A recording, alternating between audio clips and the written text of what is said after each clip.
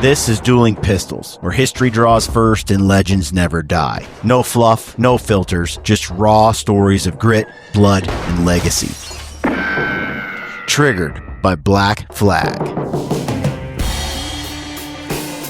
I don't know, man. It's a very outlandish story from my perspective, being attacked by wolves, but, you know. It happened during World War I. The Germans and the Russians had to take a ceasefire and cap a bunch of wolves because they were jacking them in the middle, but again, middle of winter, nothing to eat. Also, Siberia and North America are a little different. Different critters.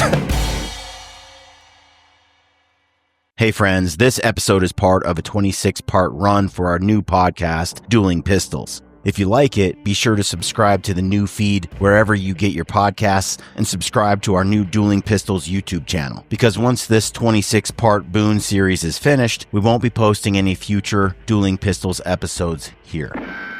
Welcome back to the show. I'm your host, Brian Call. I'm joined right now by my brother, Brent Call. How are you, Brent? I'm well, thank you. Good. Okay, we're getting back into the book, Daniel Boone, a biography written by Robert Morgan. We are at the point now where Boonsboro is under attack by Indians. The Revolutionary War has heated up, and the British Empire has decided to enlist the Indians to fight on their behalf. So the Indians are getting paid off. They're getting offered money for scalping any white people or settlers in there, and the goal is for the Indians to do most of the fighting and for the British Empire to assert their rule over the country once again. So most people fled Kentucky because it got too hot, too dangerous, but Floyd and others, Boone, they have all decided they are not going to leave the settlement. They're going to ride it out. And I think in some ways, some of them just couldn't make the journey, and it would be too risky anyway. It was safer to stay in the fort than it would be to travel back. So some of the younger single men, like John Floyd, said, hey, I'm going to stay. I'd rather die here than live with myself having abandoned these people. So he stays. Kenton is a ninja and seems to be able to sneak anywhere. He saved Boone, carrying him with a shot ankle back through the gates. I guarantee no one has ever said the sentence, Kenton is a ninja. It says that Michael Stoner had been wounded as well when they were running back from the Indians that ambushed them. And it said, though, that the Indians, remember, Boone's like, I'm going to charge through. Like, we're gone, boys, we're goners, because the Indians snuck between them and the fort. Mm-hmm. And he's like, we just have to barrel through them all. And then they busted through and went through. And they said 25 Indians died. Did it say any of them died? I think they were just all wounded. I don't remember anyone saying that anyone died. I think it was 20 Braves that died in the last one. Was it 25? Yeah, 20. Maybe it was 20. It was a chunk. But now they were out shooting, and anyway, we're back into the book here where they had 200 Indians approaching. That's where we left off, and they all ran back to the fort, and the Indians kept firing against them for the rest of that day and into the night, and they started to attack the next day, and they tried to set fire to the palisades. Oh, that's got to be frightening. Okay, it says, Michael Stoner, though he had been wounded again the day before, watched an Indian approach with a torch and shot him. Boone, crippled with the broken ankle, took part, giving directions, keeping a lookout. A number of Indians were killed, and on May 25, they withdrew. Can you imagine a bullet through your ankle, snapping the bone, and now you're like, the next day, you're like hobbling around, shooting Indians and stuff from the... And it's not like they gave you pain meds.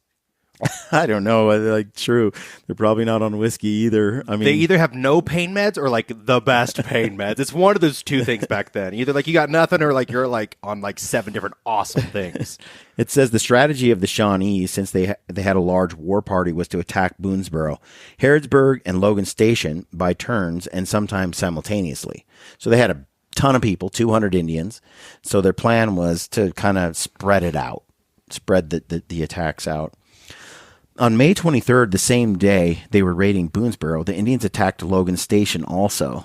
The defenders there ran so low on lead that the women melted down their pewter for bullets, and two of the wives, both expert shots, Esther Whitley and Jane Menefee, took their places at the loopholes and killed Indians along with the men. Yeah, my kind of girl. These are some... Yeah. The sporadic attacks continued through May and June, and neither of the stations could go to the relief of the other. One of the residents at Boonsboro, William Bailey Smith, slipped out of the fort at night during an attack to make his way all the way back to the Yadkin for help. Dang. So that was sneaking out of Boonsboro. In the middle of the night to get help? William Bailey Smith. He slipped out the fort at night during an attack, to make his way all the way back to the Yadkin for help. After a head count in the spring of 1777, Levi Todd reported that a total of 102 men and boys in Kentucky County were able to bear arms. So they have a little bit of backup. In one of the attacks on Harrodsburg that spring, Hugh McGarry had ridden out to find the mangled body of his stepson. The next day, McGarry spotted a Shawnee wearing the dead boy's hunting shirt and killed him. McGarry chopped the dead warrior's body into pieces and fed them to his dogs. Whoa. Gossips in the area later claimed that McGarry was visited by the specter of his stepson, who rebuked him for his bad behavior. Well, I mean, are we 100% sure that he saw that guy wearing his kid's shirt? Because it sounds like I saw him wearing the shirt, so I shot him. I have no one to verify my story. Yeah. But well could have. I've never been so mad. His stepson was mangled dead on the ground, so there was a bit of bitterness there. Yeah, but I've never been so mad that I've dismembered somebody and fed them to my pup. Like, that is the next level. In July 1777, Blackfish decided to give up his campaign in Kentucky. The Shawnees had lost dozens of warriors, and none of the stockades had been taken. Laying siege to a fort was a new kind of warfare for the Shawnees, and they found that without artillery to blow apart the stockade, there was little chance of overrunning a fort. Their preference was for ambush and hit and run and harrying of smaller groups. Since they did not have cannon, there was little they could do to a well-built stockade except kill livestock, destroy crops, and steal horses. The Indians could spread fear in the settlements, create hardship in an already hard lifestyle, and kill Kentuckians here and there, but so far they had failed to dislodge the determined settlers. Most of the settlements in Kentucky at that time were called stations, not forts. That's what I believe that's what I think that's a holdover from British Empire, because in New Zealand they call them stations too. I could be completely wrong. That's a term that we just don't use here in that way. We talk about a gas station, but we don't refer to a ranch as a station or a fort as a station. It says the difference was not always of size or even palisade walls and blockhouses. According to Nancy O'Malley, forts were usually built by larger communities, including several families as well as single men, whereas stations were typically established by one extended family involving relatives and friends. A fort was a public place, a station more a private community. So a fort, then, the distinction there is that a fort is meant for anyone to come to. And a station means it was built by a family or a group that are all part of a community together, whereas a fort is more of a federal building, and a station is more of a community building. Kind of. What I'm reading online is like station is kind of like a blanket term for multiple things. So a fort could be a station, a camp could be a station. Station's kind of like a more blanketing term for a community. Yeah. It sounds like. Yeah. So like, yeah. But not like not a government level community, not a public square community like space. Not a universal fort. I don't know. It says, in August, Colonel John Bowman arrived under the auspices of the state of Virginia with 100 militiamen and took over the defense of the forts. William Bailey Smith came back to Boonesboro from North Carolina with 50 extra men. Daniel Bryan, Boone's nephew, was a member of that company, and later he told Draper, "We were received with great joy. We marched into Boonsboro single file, giving 6 feet between nose and tail of our horses. This made a grand show to six Indians that were laying hid on a hill overlooking the fort." You know how excited you'd be to see those people walking in single file? It said the Indians were surveying, had Boonsboro under surveillance almost the whole time. It was reported that cows were sometimes hesitant to leave the fort in the morning when they sensed Indians about. It says, but in the fall of 1777, something happened that guaranteed the conflict with the Indians would gather momentum, not lessen. In November, Cornstalk, a Maine Shawnee chief, and his son, Alenipsico, man, these words. Those are And you know this story. And several of his companions, while on a peaceful mission, were murdered at Fort Randolph at Point Pleasant on the Ohio River. Cornstalk, who had come to talk peace with the Americans, was thrown into jail and then killed. So remember how you were telling me this story, how Cornstalk was basically betrayed. Like, he came in, truce, let's talk, and then they just killed him. He had been the most peaceable of the Shawnee leaders. At the Battle of Point Pleasant in October 1774, Cornstalk had proven himself at least the equal of the white commanders. At the Treaty of Camp Charlotte in Ohio in October 1774, his eloquence, good sense, and charisma had been noted by all who had attended. Draper tells us when he arose, he was in no wise confused or daunted, but spoke with distinct audible voice, without stammering or repetition, and with particular emphasis. His looks, while addressing Dunmore, were truly grand and majestic, yet graceful and attractive. Later, he had returned stolen horses to Virginians in an effort to maintain the peace. The killing of Cornstalk was a disaster for all concerned. Quote, "You may by the governor's proclamation know that the crime is to us an abhorrence, that a great reward is offered and every method fallen upon to bring those people to justice," Colonel William Fleming wrote to Blackfish and other Shawnee war chiefs. But Blackfish and Cornstalk's successor, Malunta, were experienced in the ways of the whites, and they knew no Virginian would ever be brought to justice for killing Cornstalk. Were they? By the hand of Almighty God. Once the Virginia state legislature ruled Henderson's claim to Kentucky null and void. Remember, we talked about this. So Virginia said, "No, Richard Henderson, I'm sorry, but you don't get to have all that land over there by Boonsboro. Sorry." Without a commissary, the residents were soon short of trade goods. Stores on the Clinch and Holstein rivers were more than 200 miles away, even if one had beaver skins, deer hides, and ginseng to trade. Because basically they were being funded quite a bit by Richard Henderson trying to own all that land. Remember how his plan was to just Build a city. buy like a huge, own a state's worth of land. And then from there, right, he would then Divvy it out and sell it up. Yeah, exactly. But because he was denied that, he wasn't funding the town anymore. It says, make do or make do without. That was the motto. Those who had brought clothes to the settlements soon wore them out, clearing land, farming, chopping wood, and hunting. And it says that they had to rely on buckskin instead of clothes. It was said some left Boonsboro not from fear of attack, but because their vanity could not stand the conditions and the shortage of clothes. I know those people. It was mostly men. Not very many women at the fort, and so some of the men got lonely and wanted to go be where there were more women. So while those in the forts had come to Kentucky looking for opportunity, adventure, land, what they found was more often danger and even death. Of this period, Sarah Graham later said 14 persons that I knew, their faces, committed suicide.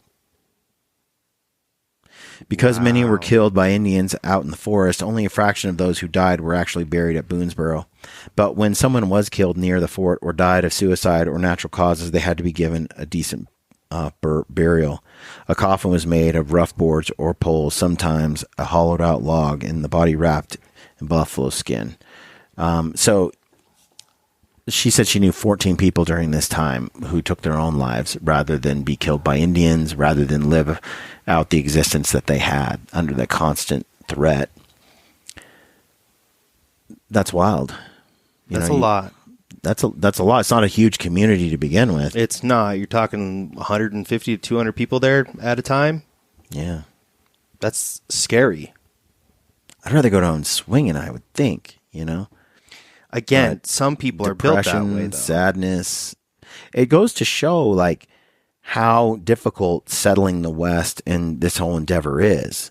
I mean, it's not the way that many want to sort of paint this rosy picture. This was dangerous and difficult, and they were carving it out by the claws of their fingernails, both Indians and the whites. It says that the women took turns at the portholes, from which little puffs of white smoke could follow the sharp rifle cracks whenever a savage head revealed itself. So the women were deep into it. It says that the more affluent families at the forts owned a few slaves, families such as the Callaways and Bryans. Since the records are scant, we can only guess the number of African Americans there before tax records were kept. The best known slave at Boonesboro was Uncle Monk, who belonged to the Estill family.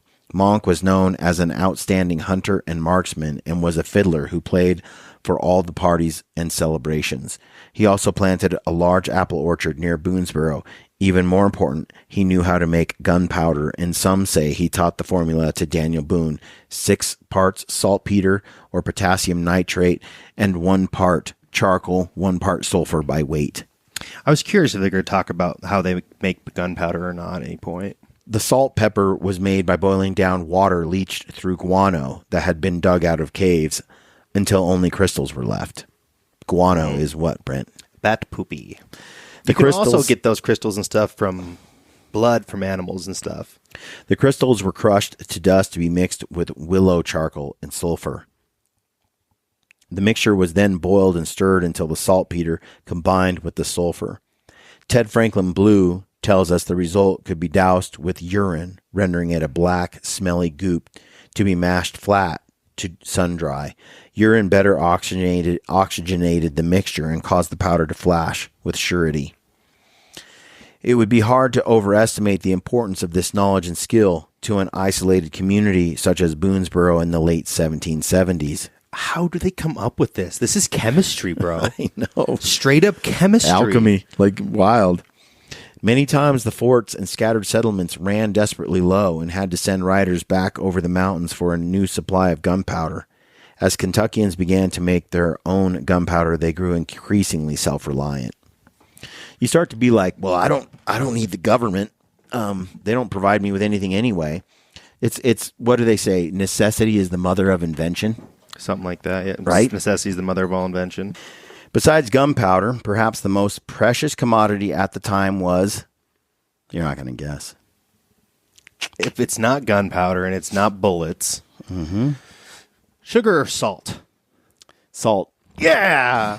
There's only like 10 things people like really care about at this point. It's crazy when you've been out in the wilderness and you haven't had enough salt and you're not getting it. You didn't pack enough for these hunts and you're doing like marathon level. I've been on a few where I didn't have salt and it was brutal. Like toward the end there, the amount of sweat, the amount of exertion and all that hiking and you're just like, the salt is so critical. The electrolytes are so critical. And when you run out and there's no salt, things start to fall apart. It's bizarre. And then all the other uses for salt, not just for your body's Preserving food and stuff like that. Yeah.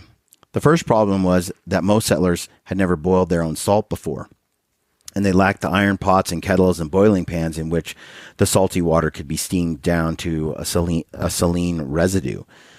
Another problem was that most salt springs had such a low content of salt that an enormous quantity of water had to be boiled to get a useful amount of crystals. This was true of the Blue Spring at Boonsboro.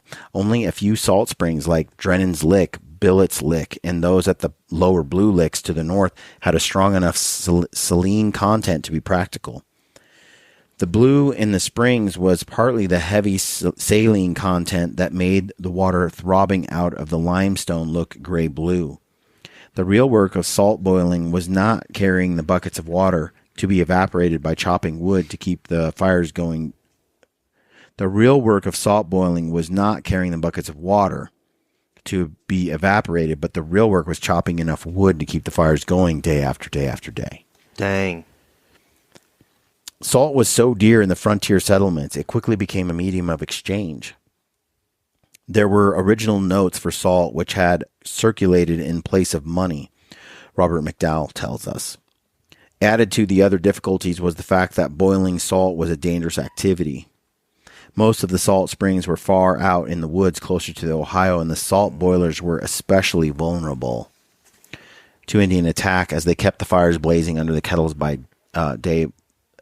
day after day. There's probably no more dangerous occupation unless it was surveying, and many salt makers were killed. I mean, you had to go get salt. You had to carry back the salt itself, not the water. You had to boil it down. You had to get it to where you had salt to carry. That means a lot of fire, a lot of logs burning, and you're notifying your enemies exactly where you are. I mean, from thousands and it's a big smokestack going up for days on end. I mean, if you could hope for maybe a cloudy sort of day, but even then, you're not going to burn well if it's raining and dark. Like you could see how you're just burning and you're doing it for extended days to get something. And you don't have a choice. You have to have the salt. It says, luckily, Colonel John Bowman, when he arrived at Boonsboro, August 1st, 1777, with the Virginia militia, had brought several big iron pots. It was a very cold and snowy winter, and there were still threats of Indian raids. It was, they brought these giant iron pots. That's awesome. We got the window open here on the podcast to let some cool air in, and there's These winter storm going. Seats are hot. It says it was a very cold and snowy winter, and there were still threats of Indian raids. But isn't it crazy they brought these giant pots with them? What an invention, right? Like, what we take for granted. So the Indians didn't have those pots. Mm-mm. So think of the things they couldn't accomplish without them. And how are they getting salt? You'd think a pot is such a simple thing. They're getting it from salt licks, just like this. They're getting it from the clay and the ground and the area where there's just a salt deposit, but it's buried in the earthen materials. You got to separate it. You got to try to get it out, or out of the water, salty water. The first time I ever heard about pioneers getting salt was actually in the book Old Yeller. They talk about going over to this little quarry and pulling out little rocks and dropping them in pots and boiling them and stuff. And as a kid, I was like, you guys are geniuses. Well, here's a crazy story for you. Okay.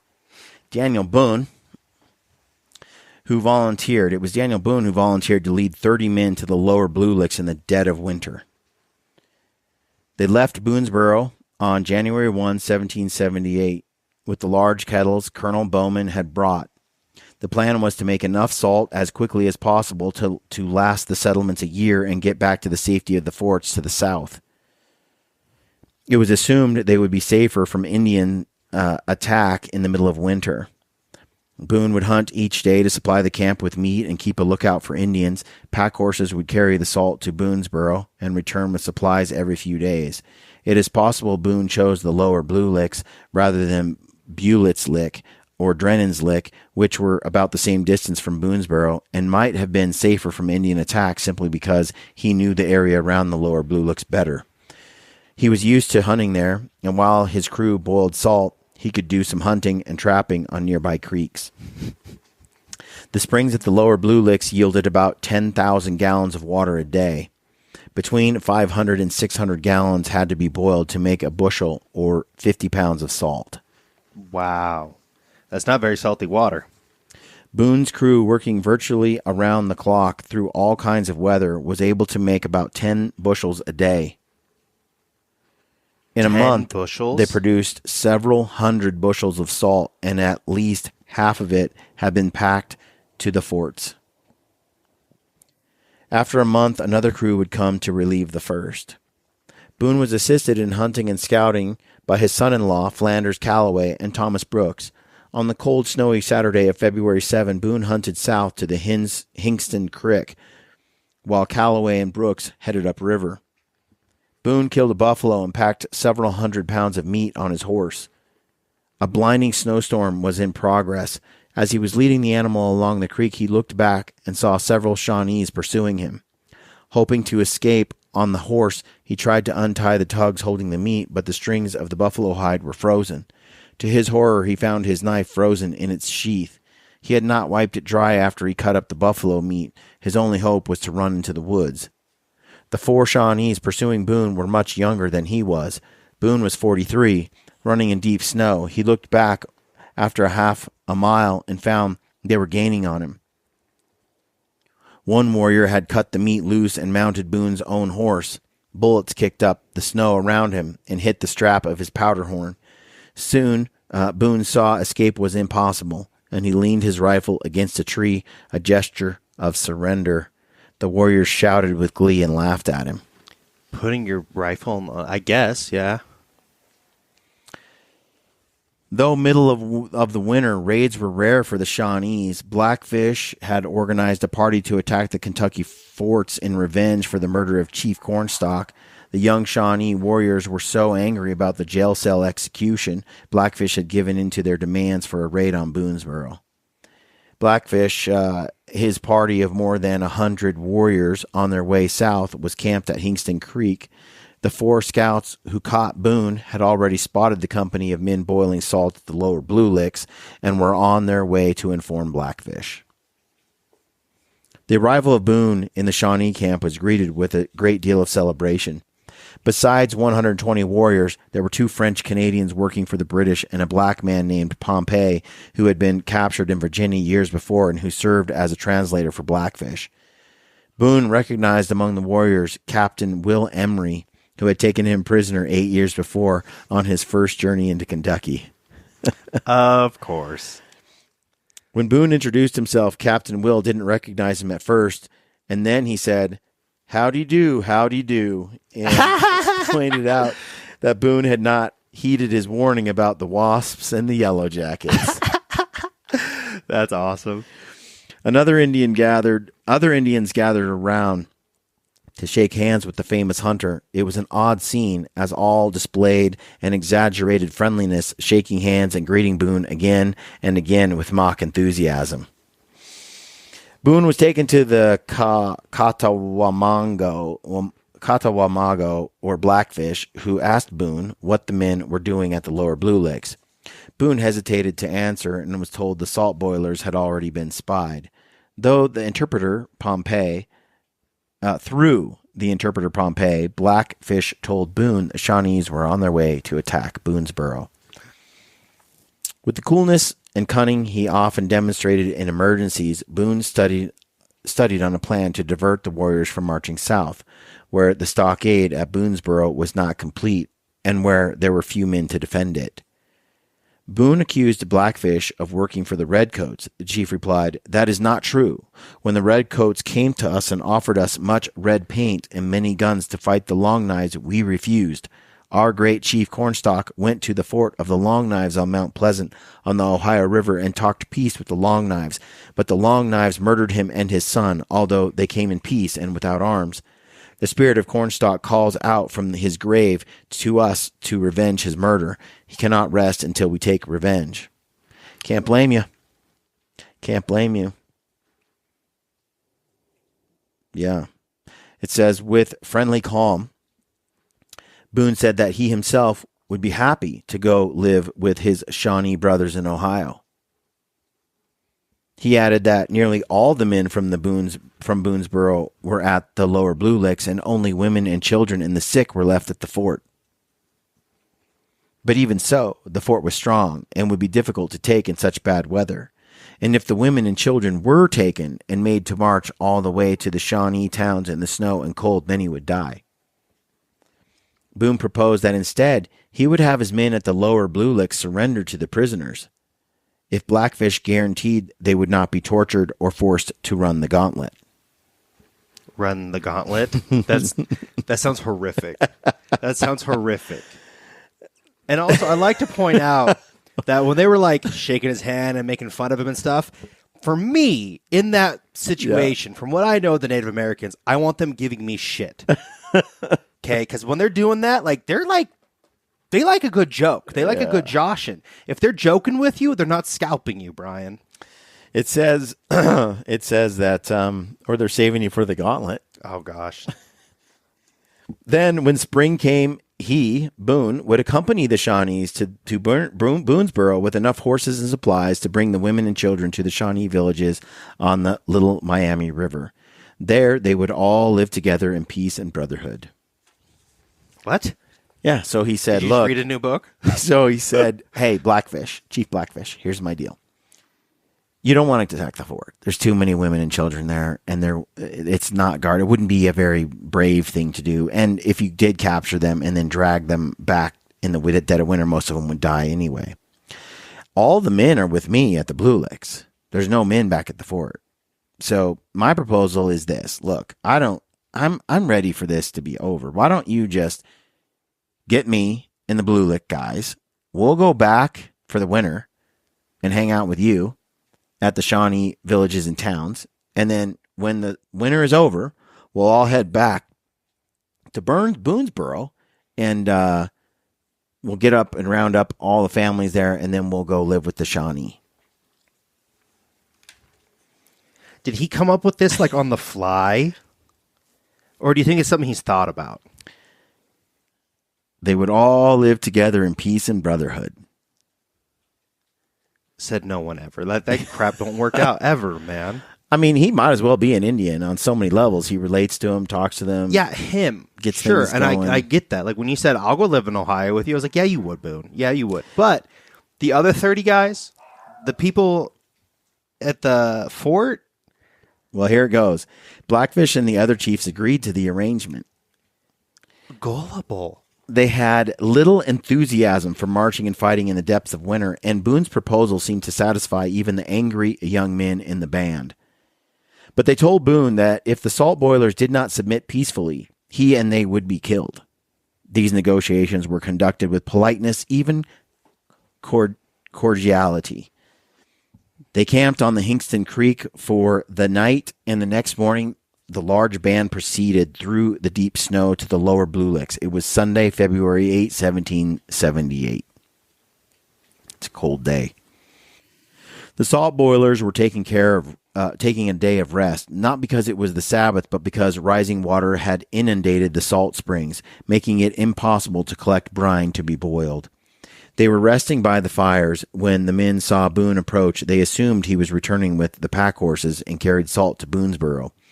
But then Indians were spotted, and the men leapt to their feet and grabbed the rifles.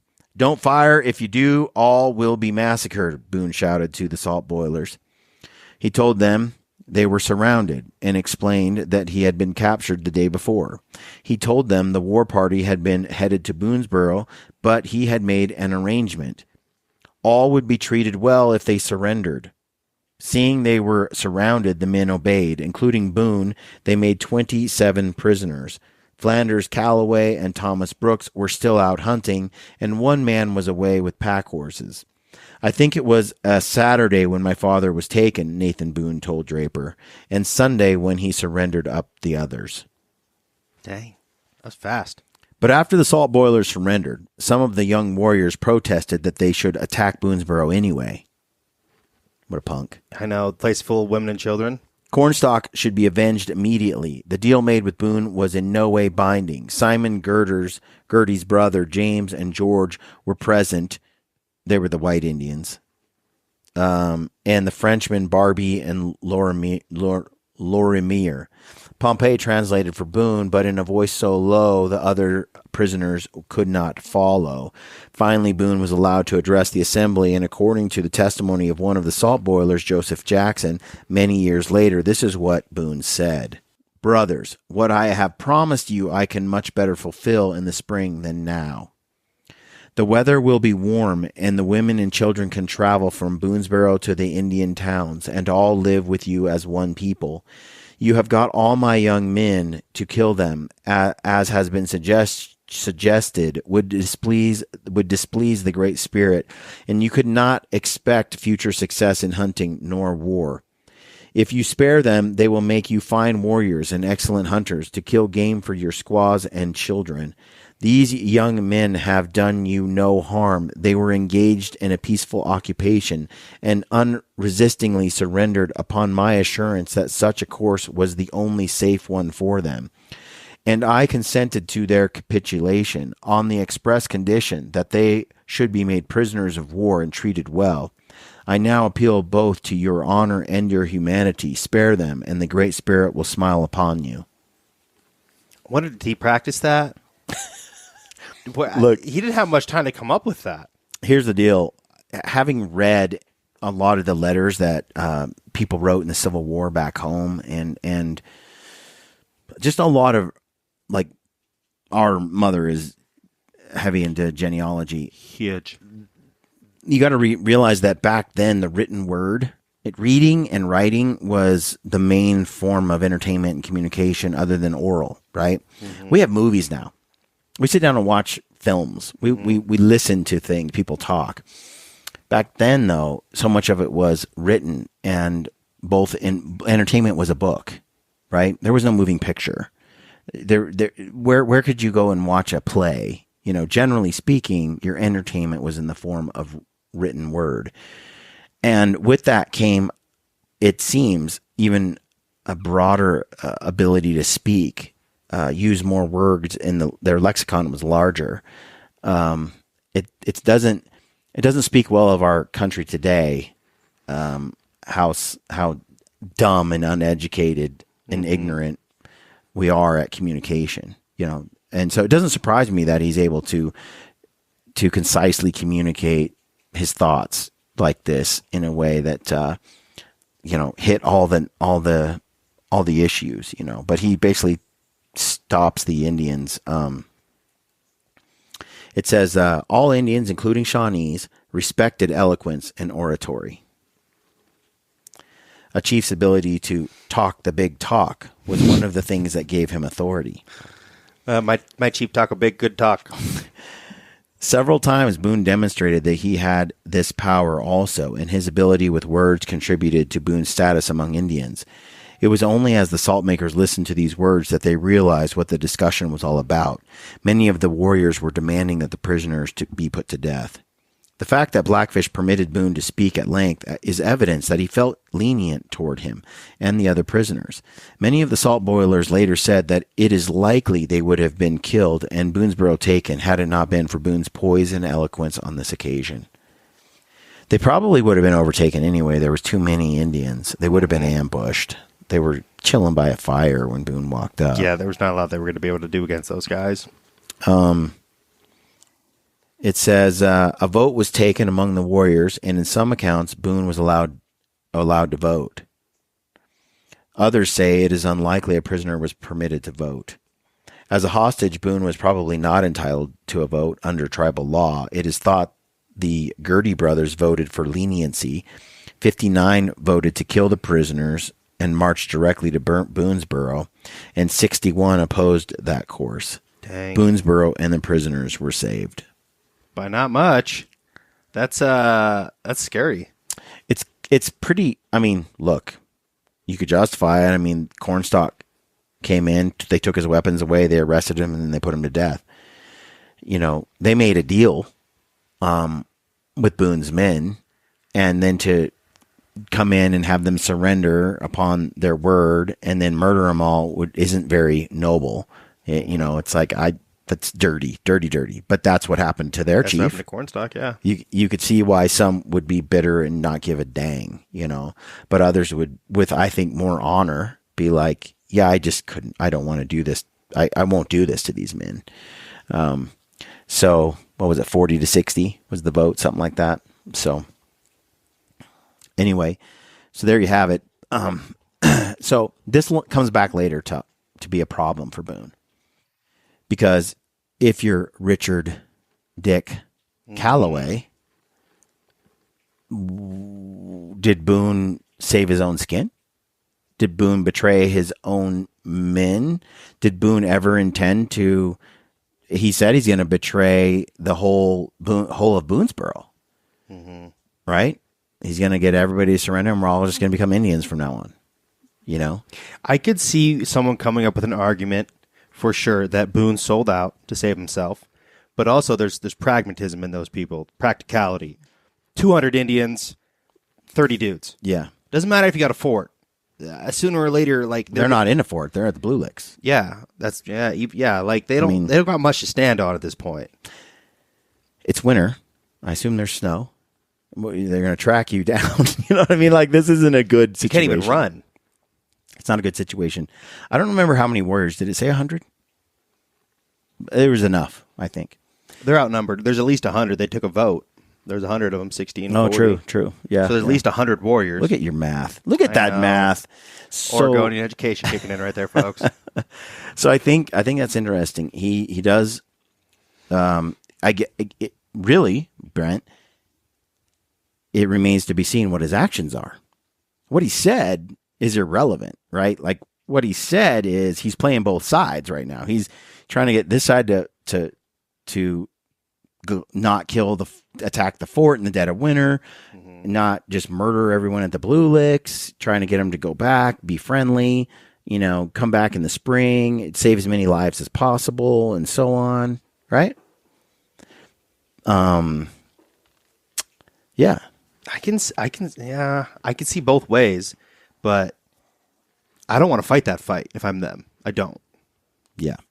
So it says, in preparation for the march north, the Indians scattered dozens of bushels of salt in the snow and mud of the Blue Licks. The prisoners were loaded down with equipment and baggage.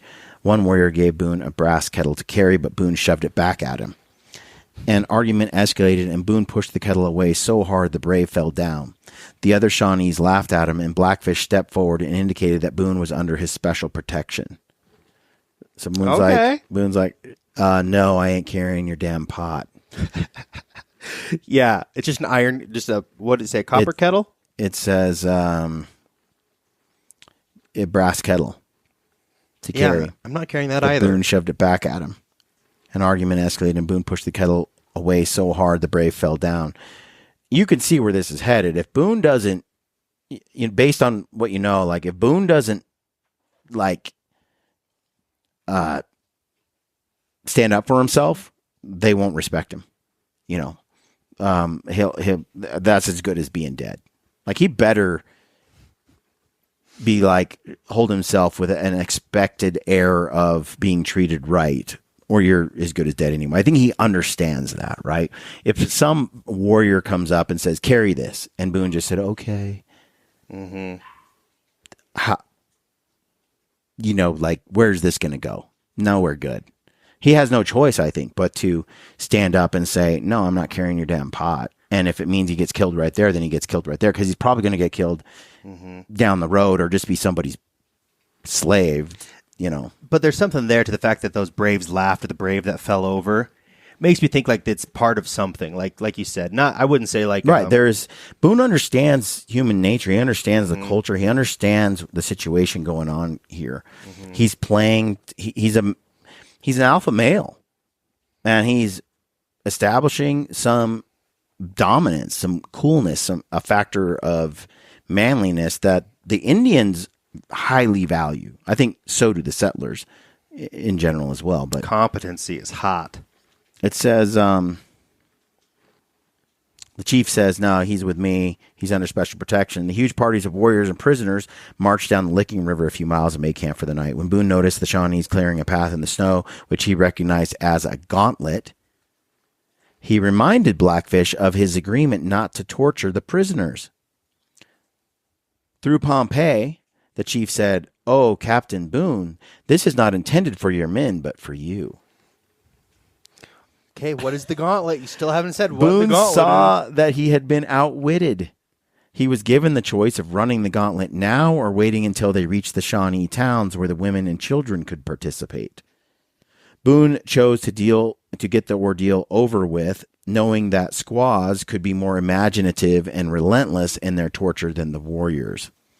Okay, I get that. Probably for sure women more vindictive, but still, what is this gauntlet? Remember Last of the Mohicans?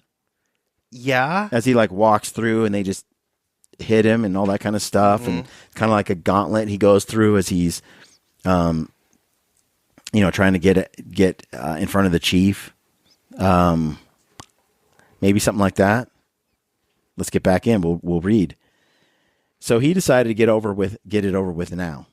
Okay.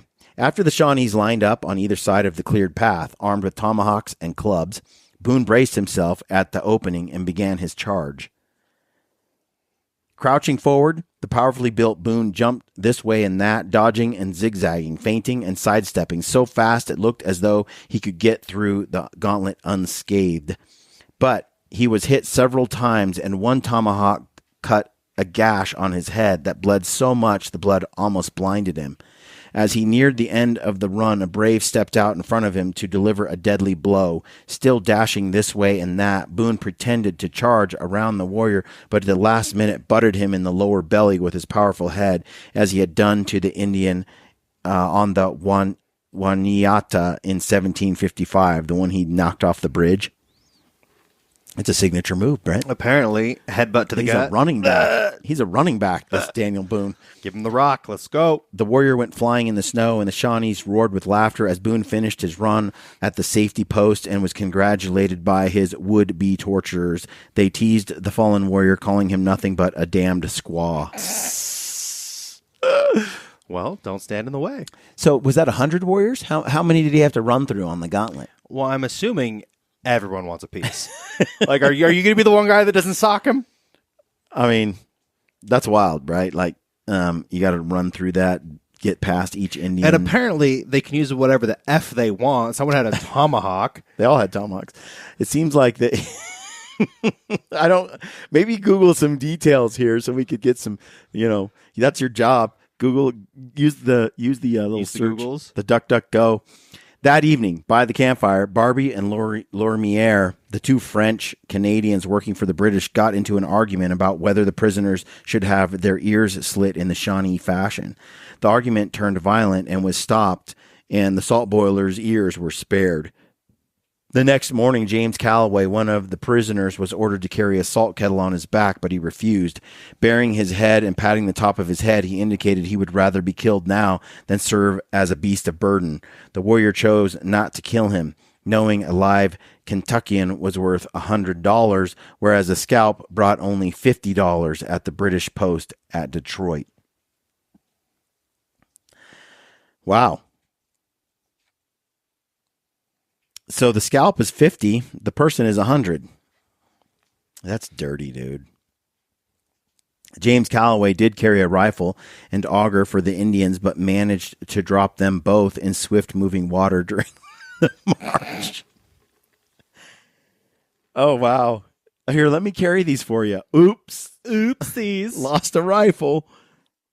The large party crossed the Ohio River by taking turns in a bull boat made of buffalo hides, which would carry 20 at a time. The boat was hidden there for their use when they needed to cross the river. In the narrative he dictated to Filson 5 years later, Boone stressed the hardships of the march into Ohio during the harsh weather of February 1778. An uncomfortable journey in very severe weather. It took 10 days to reach the town of Chillicothe on the Little Miami River near future Antioch College.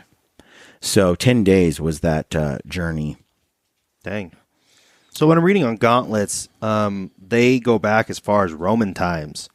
Corporal punishment, basically. Rows of soldiers. But it says with the Native Americans, they often used it.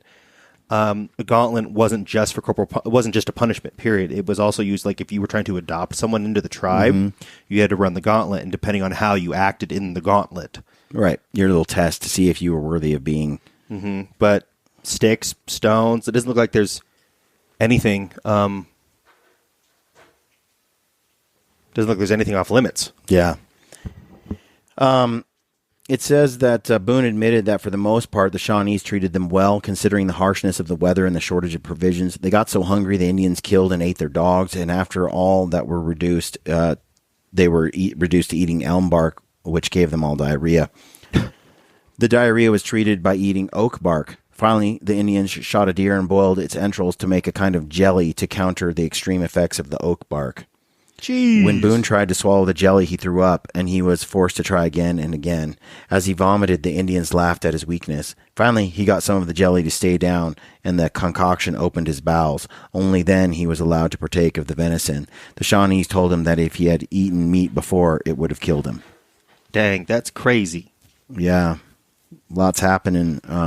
Yeah, it's wild. The Shawnee town they were approaching was Chillicothe on the Little Miami River. There had been previous Shawnee villages named Chillicothe, and there would be later ones also. It says, as the band approached the town of Chillicothe in February, the Shawnees made Ansel Goodman, one of the captives, strip off his clothes in the extreme cold and sing as loud as he could holler.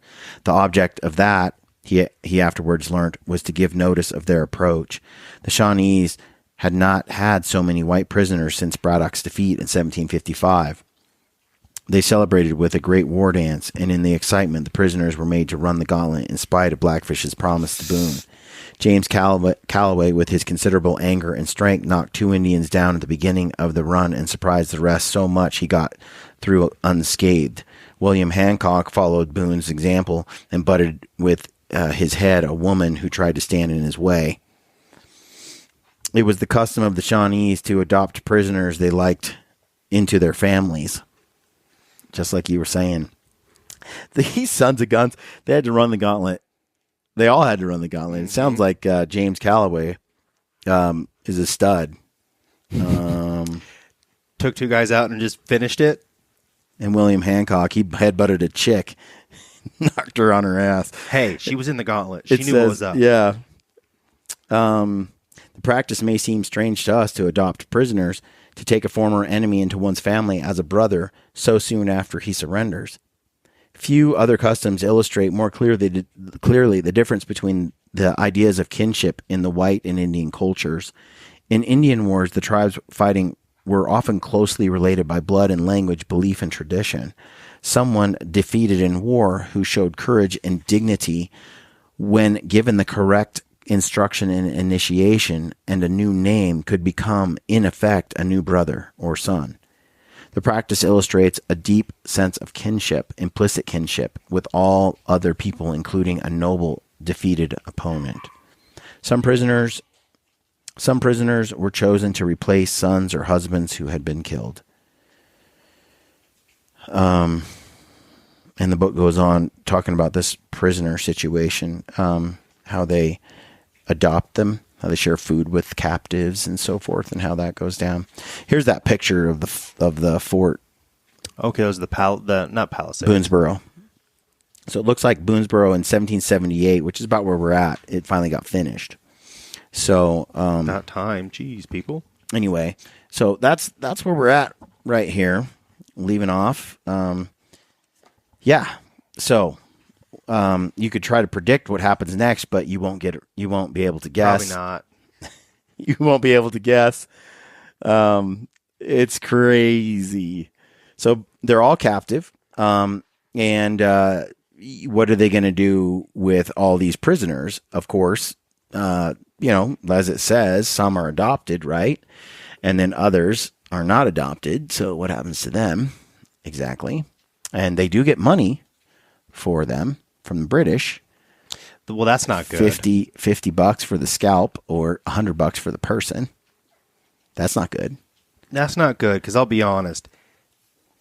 I can't carry 10 people. I can carry 10 scalps.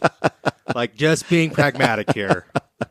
Right. That's exactly what crossed my mind. I was like, I can fit a I lot get of more scalps money, in this but pack. you know what? I don't have to worry about you killing me or on talking, the way back. Yeah. eating my food, chewing with your mouth open, nothing. Yeah. I'll take a silent scalp. This is wild. So we're going to get into that on the next episode. Hope you guys are enjoying the show, and you're getting a taste of history that broadens your mind and opens your perspective on on the world we live in and the nation we're part of. So anyway, hope you're enjoying that. Thank you for tuning in. Like we always say, like and subscribe to the channel, the YouTube channel, if you're watching this on YouTube. If you're, leave us a comment in the YouTube section. We try to respond in those videos. And check out, give us a review on our podcast. If you listen on Spotify or whatever, find our podcast and leave us a review. We thank you for tuning in, and we'll see you on the next one. Hello, friends. I hope you're enjoying our new Dueling Pistols podcast. Remember, it's only here temporarily on the Gritty channel. Short time. If you want to subscribe to the main show, head on over to our YouTube channel, Dueling Pistols, and subscribe over there. And anywhere that you get your podcast, you can subscribe there. Thanks for supporting us. Yeah, we're on all platforms. Yeah, we're out there. Find it over there. And tell a friend. Yeah. Tell a friend about our new show. Tell all your friends. Help us grow it bigger. We're just going to turn this to an ASMR. All right. Thanks, guys. Catch you on the next episode.